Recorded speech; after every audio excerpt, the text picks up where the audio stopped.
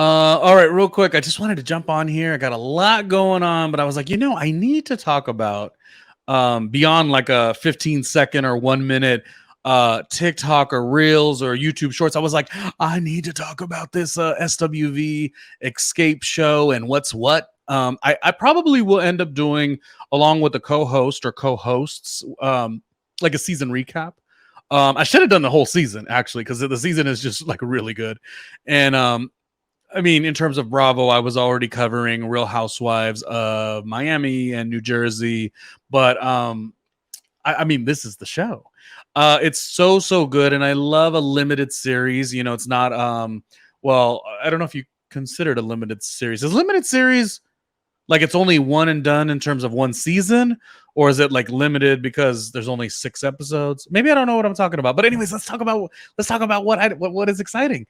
Um, SWV Escape, so fun in terms of a reality show, and let's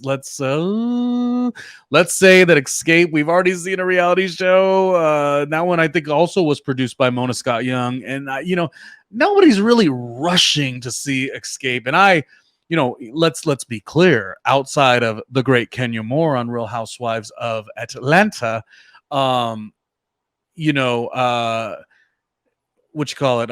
Candy is a good watch. She's exciting. She's business savvy. But sometimes I believe, in terms of us loving her in the space of Escape, we sometimes give her a little extra credibility because we like everything else that she does. Like I loved the reality show she had done. I'm so devastated that we're in. Granted, Vanderpump Rules is a big show and it's got all the stuff going on, but it got all its seasons. And I believe the one Southern Hospitality, which was a spinoff from Southern Charm, the character Leva, she had a couple restaurants or whatever. So they had a restaurant-based show. So you got the Vanderpump restaurant-based show, Leva's restaurant-based show, and then Candy's only got one season. But some of the characters were so like I'm missing Dom on the TV. Who was the one that was selling the little I don't know what food item it was, but he was selling it at the house. Brian, we miss Brian on the show. There should have been a season 2 of Candy's the Candy and the Gang, I think they called it. I don't think anyone really picked up the name too quickly, though. Cool and the Gang, Candy and the Gang, which they should have maybe leaned a little bit more on the old lady gang side of things, but then it wouldn't have Candy's name, and maybe it needs to have Candy's name. Forceful as it is. Maybe that's Latasha has some points. No, I don't know. But what I'm saying is, in terms of what I love about this show, is the SWV side, fun, exciting, the music, everything. Escape side is like, but there is the drama there. There's the drama with the two sisters and the mom, and I mean the dynamic to see the mother, even while being told by Tamika. Tamika's like, it seems like you always side with her. And then, as it's like when you're telling somebody something and then they go ahead and prove that point. Tamika in the show goes on to say that she's always sort of rode out with her sister because that, was the important thing to do. And now it's kind of like she's doing what works for her. I don't like to see two sisters go through these types of issues. I want to see everybody win. I want to see a way where Latasha could do her own music and Escape's music. Why can't that be a thing, And I'm sure it will be. Candy could do Showtime's The Chi, and she could do Atlanta Housewives, and she could do this show and that show. Like, schedules are schedules, but there is a little bit of thought process. Like, this whole time, Candy has been kind of like, the Atlanta Peach, and she's just such a businesswoman. But does that cloud our critique of being like, let's see about Candy, and does she really stand up the test of time in terms of her character and her integrity? I'm sure she does, but does she? It's kind of like the concept of like, maybe, I think there's a meme, Latasha, the cast villain, and then Candy, the real villain. Now, I'm not saying that because I love Candy. I do. But I don't think that we could just wash away Latasha. And if you remember, tracking back, in terms of everyone's age is different. I am born in I'm born in 80. So, I remember the growing up in the 90s and then late 90s, that's like the high school era or whatever. I feel like the way the story is told now is like Candy is like, oh yeah, I was always lead too. And I'm like, I don't remember that as a consumer. Um, I don't remember that. I remember Latasha. Tasha was the star, and if anything, it was really a challenging time in terms of the way people received people. You know, I mean, obviously there's rap lyrics that made fun of their look, et cetera, which I hate to this day. But I don't know that Latasha wasn't the one that everyone was thinking was leading so many of the records, and she was so good at it. But in fact, if I even had to break it down, it would be a little unfair that Latasha was kind of always on lead, but yet kind of pushed to the background based on the way society receives you, and I all of that is just so very frustrating to me. But I think those issues could also be Tasha's issues separately. And I think there was a moment in the scene where somebody said something to her and it wasn't even meant in a physical way, like based on physicality, and she took it that way because I guess a lot of her life had been really, that heavy judgment had been for so many years. I mean, she's every single cast member on here, the SWV side, the Xscape side, all beautiful in general, but all beautiful in the space of they have aged beautifully as well. So everything is on the up and up in terms of that. But in the earlier days in the 90s, it really wasn't always like that. And especially when you had women who were R&B and hip hop singers transitioning out of like a more casual hip hop look to like a more feminine look, which became really big. Before Little Kim, there was a certain style, and then the styles sort of changed, not because of Lil Kim, but it's just all so exciting and intriguing to me. And that's why I think this show is so good. And I'm gonna for sure do more episodes on SWV Xscape. And like, what do I know? Like, who am I? Is what I always say. But at the same time, you are here at this YouTube channel, youtube.com/randomlyRJ Jr. And of course, I gotta tell you, patreon.com/randomlyRJ Jr. if you want to make it rain and you like what is going on here. I come from the world of radio 20 years back. So I've been in and out and all around all types of things, and Los Angeles and New York, and stuff in radio and television and production. And it's been a really good career, and moving everything on over to the YouTube streets here requires a little bit of support. So if you could do the support and throw a little, Patreon love, I would not be mad. Patreon.com/randomlyRJ Jr.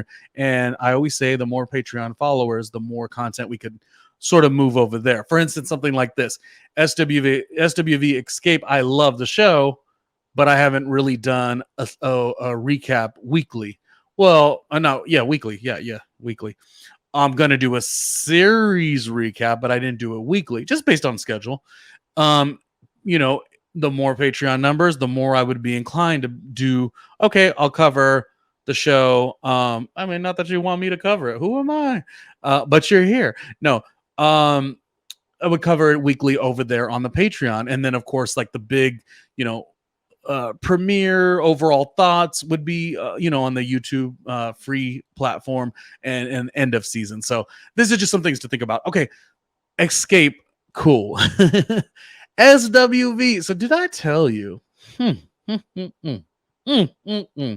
Always since day one had this odd roundabout, but I still feel it. I still feel it. I have a little crusheroo.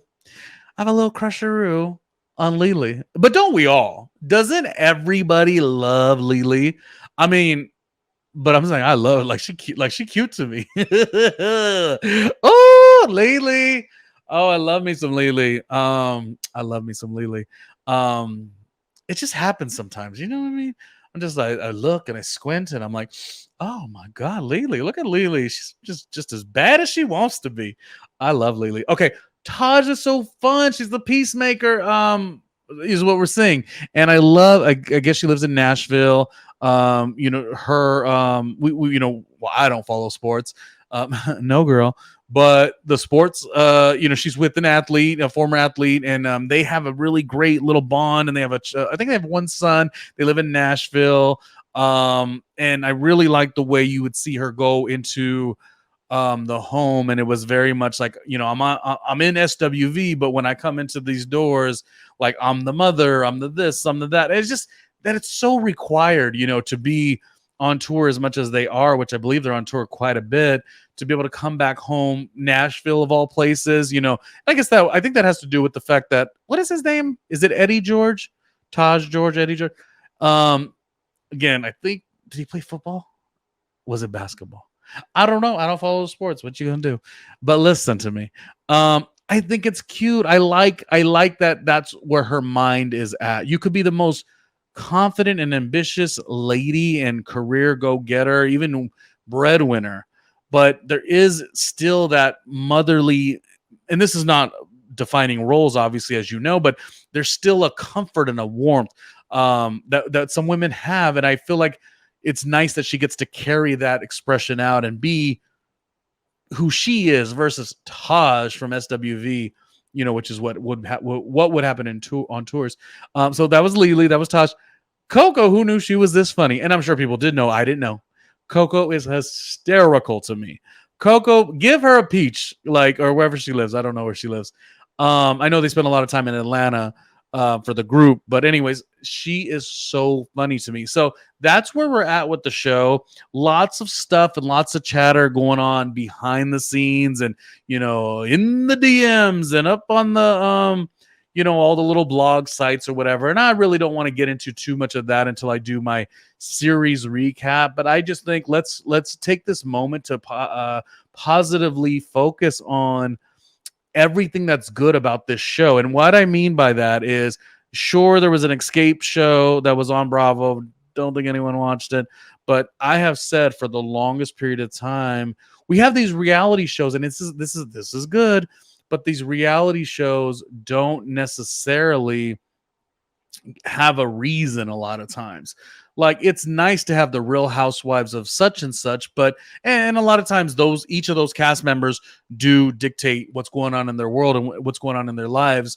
But one show that always really got me, even though it was a competition show, was Making the Band.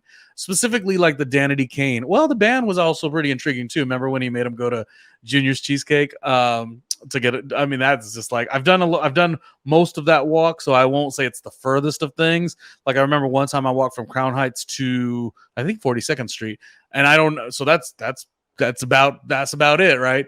Anyways, what I'm saying is, I miss these types of reality shows which have a lot of stakes on the table, career nostalgia, career success, to be almost like it's an ambitious thing to watch, for the next generation. They'll never understand it in the terms of what these women meant for the music industry and the fans in the 90s. No one will get that feeling unless you were there. You're not going to get it, but it's still good to see it, and it's also good to see how people, I mean, men or women, but specifically women here, age in the music industry, and ageism is such a thing too. When I would watch going back to Making the Band, when I would watch Making the Band, like, I loved the process of it. It was like, okay, gotta get up, boom, gotta go to an audition, boom, gotta go to vocal training, boom. I even think they should have at one point changed it up and did like a Real World as the series, but meaning they're all in a home or whatever. But in the real world, they could be any walk of life in terms of, I mean, the Real World's not on TV anymore, but they could be all any walk of life in terms of why they're in the house. Like, earlier seasons, you had one girl was a cop, one was a UCLA student, Tammy Roman was one of them. She was singing, and she was kind of in the entertainment industry, but not all of them were. I had always thought, like Making the Band, seeing them go to do dance auditions, choreography rather, with Lorianne Gibson is exciting, and they should have. I've always thought shows that have like an aspect like that would really work. I always thought a Real World meets Making the Band would be something so fantastic, because putting in a group of people who get to live in a place that otherwise maybe they wouldn't, because of I don't know, economic issues. Maybe one just got out of a marriage, a lot of different things, but they all get to like chase their dreams in like a dream house. But you would have to see them pound the pavement, go to auditions, have a playwright in there. Anyways, I'm so far off SWV Escape, but what I'm trying to say is I love watching shows, reality shows that have the process of what it is to be in the industry and navigating that space. And then you get the drama, which is what everyone likes, so then you're good there too. But we that to me is always a surefire entertaining reality show, and this is, I think, what makes it work a little bit better than the Escape show, because you have two different sides and they're kind of putting this thing together. The Escape side of things, in terms of the show that they had on their own, it wasn't bad, but I didn't watch every episode. Whereas this one, SWV and Xscape, I'm watching every episode.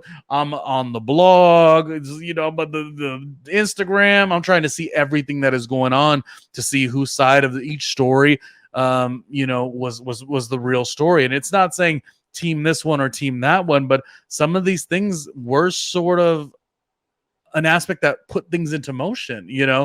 Let's say, I mean, it had been brought up, and I guess everything will get fine-tuned as the show finishes, but why wouldn't Latasha be upset or questioning, well, why was my project shelved, and then why was Candy's not? Like, a lot of that stuff is just like what you want to watch in terms of a reality show. And that's not saying I want to see Candy being edited as one way or Latasha as another, but I want to see that stress that it takes.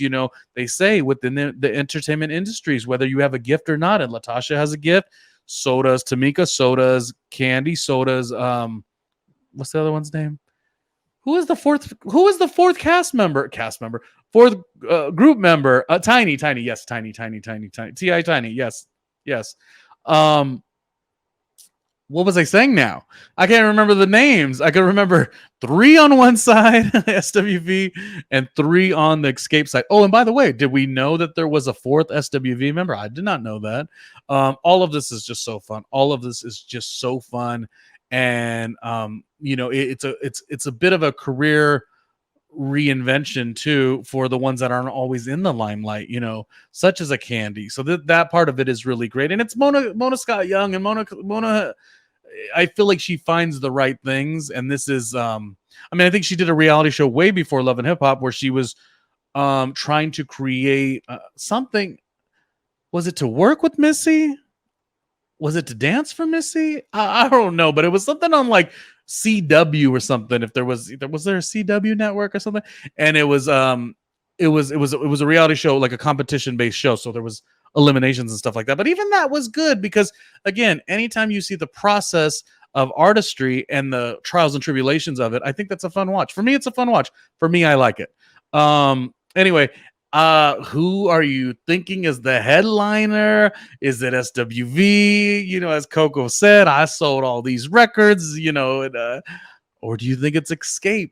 It's hard for me to say Xscape is like so wonderful, but we can't be wrong, or we can be wrong. We can't be crazy because and I know there were some variables to this, but when the verses happen on that Mother's Day or the weekend of Mother's Day, in my head was like, oh, whoa, the soundtrack to my, teenage era, and coming into high school, like I thought SWV was going to knock it down, and they did, and they certainly did, but Xscape was doing it too. Now, a little bit of it is, yes, like maybe like I wouldn't call it nostalgia, but the concept of that we're comfortable with Candy. She's been on our TVs for all these years. Cause like, what is the song? We want to do in that booty, doing that booty. That is not a great song. That is not what good music sounds like. But when it comes on in a verses, you're like, oh, and that's right, Candy did that too. Like, it's exciting, and I get it. But I think sometimes, and I hate that I'm saying this because it's so true, sometimes we give Candy so much extra because we love her on the television show, and we love that she has so many businesses and shows and work and employs people.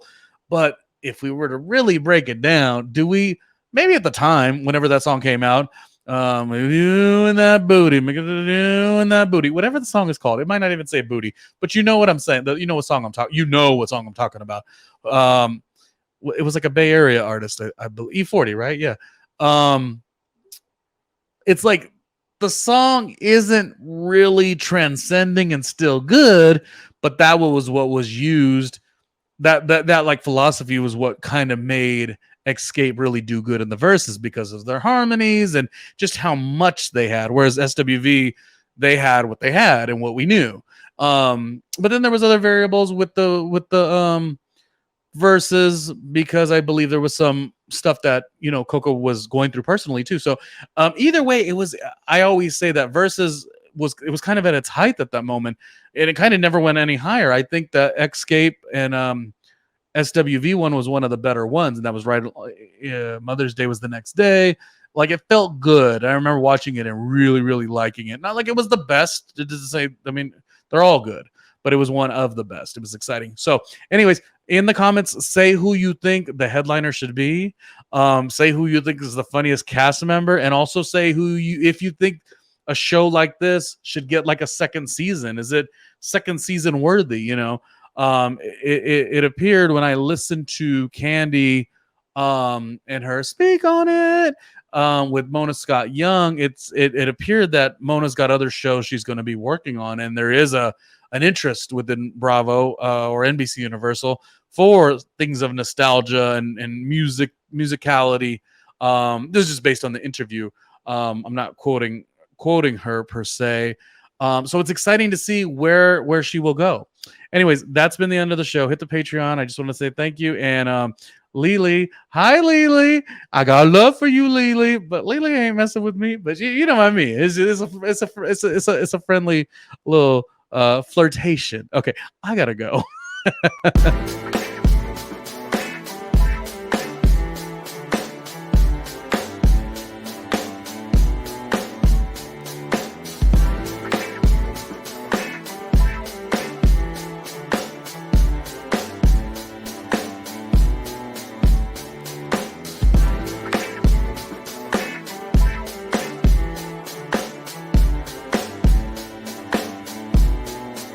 Hey, Ronnie Jr.